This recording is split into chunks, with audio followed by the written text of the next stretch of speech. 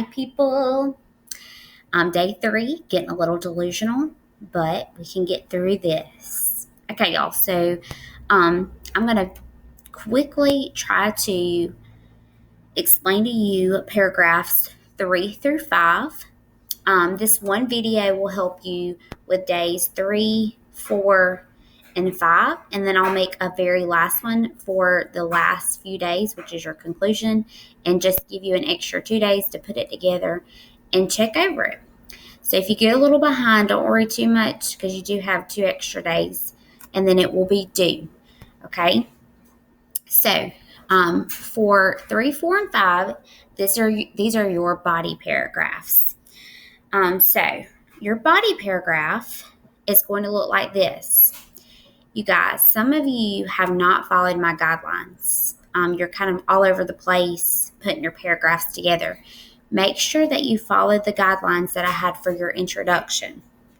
Make sure you do not put, today I'm going to be talking about, or I'm going to be showing you how Romeo was impulsive. Okay, don't do that. Okay, please don't do that.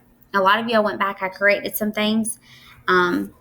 For those of you who are staying on top of your work, thank you so much. I appreciate you.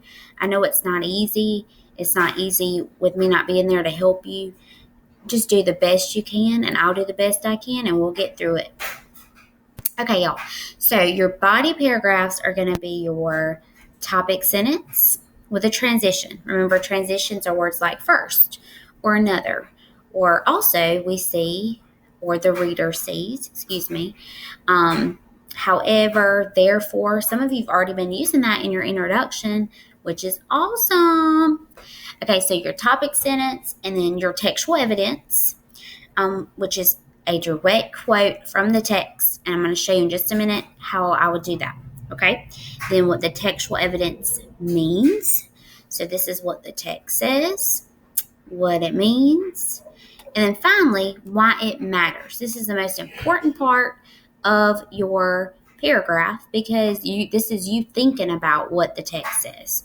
So this is basically saying how this shows his flaw and maybe something that he did because of that specific part of your text that creates another problem, which probably creates another problem, which eventually we know ends in him dying.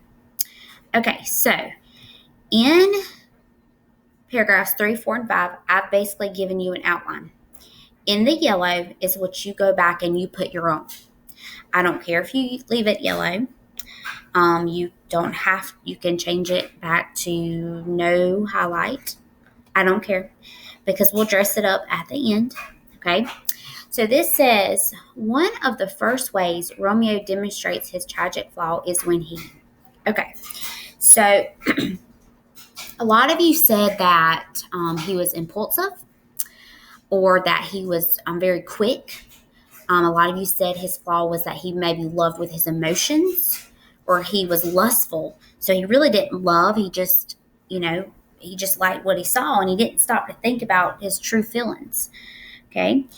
So I'm going to go with that, and we'll talk about how he just quickly fell in love with Juliet, at love at first sight. That he didn't stop to think about who she was. He didn't get to know her or anything like that.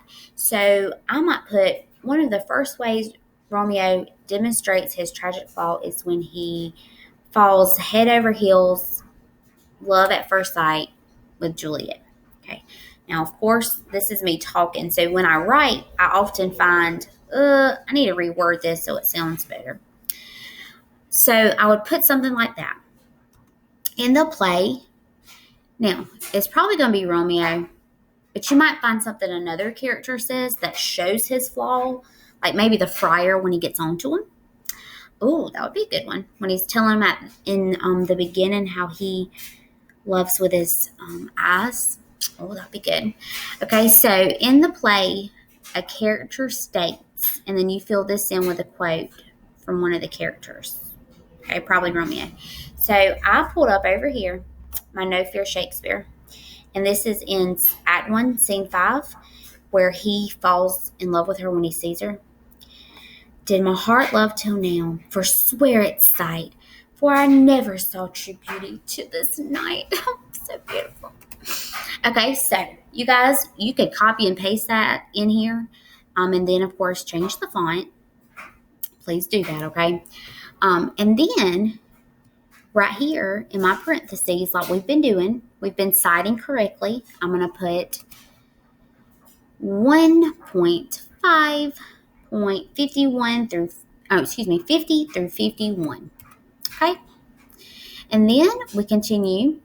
In this part, Romeo is, so what just happened? So Romeo is speaking confessing his love to Juliet from just seeing her. Actually, we might say, confessing how he loves what he sees, that he's never saw true beauty until this night. Okay? Again, I'm just talking, so I would go back and make sure, does that sound right? Does that sound academic? Okay, and then we're just going to put his. So again, we were going off that quick thinking, or that impulsiveness, or that abruptness, or that lust is shown here because he is falling in love with her without even knowing her. And after he just confessed his love for Rosalind. So this leads to his downfall because we know this, he falls in love with his enemy and this eventually, of course, leads to his death. Okay, and then, of course, you may also keep writing if you need to explain more. So now paragraphs 3 through 5 are going to be a little more tricky. You're probably going to have to take a little more work on those because you're going to have to go back and find textual evidence. But I will say this. If you cannot find something that you're looking for, maybe you remember a specific part and you can't remember exactly what scene it's in, just email me. I'll be more than happy to help you and give you hints about where to find it. Because I know, again, you only have about 25 minutes, 30 minutes a day for each class. So I don't want it to overwhelm you. So just email me and let me know if you need me. I can call you. Okay. I can call somebody, help them. I love doing that. Okay. So that will be 3, 4, and 5.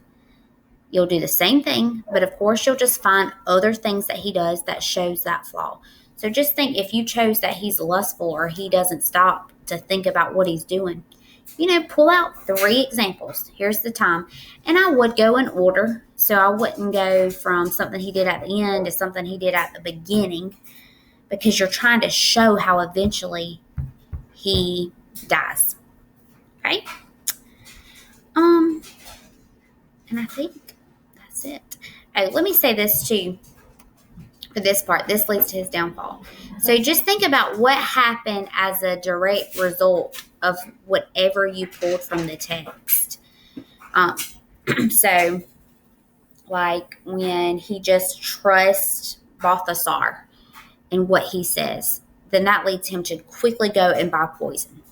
Okay, so you would explain that right here. And eventually that, of course, leads to his death because he uses the poison. If you use that example, that's okay, but I would definitely save that. Probably for the second or third. Okay? For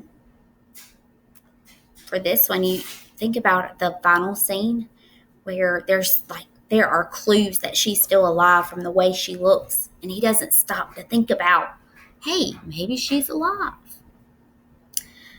Okay, y'all, I'm going to go ahead and stop this, but I will say that we'll have a Google Hangout next week so that you can actually see my face and ask me questions, and we can talk to one another, say, hey, come out of our shells, all that good stuff.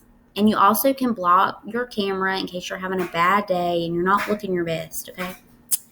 Okay, guys, I love y'all very much. Let me know if you need me. Hopefully I'll see you sooner than later. I always forget how to pause this.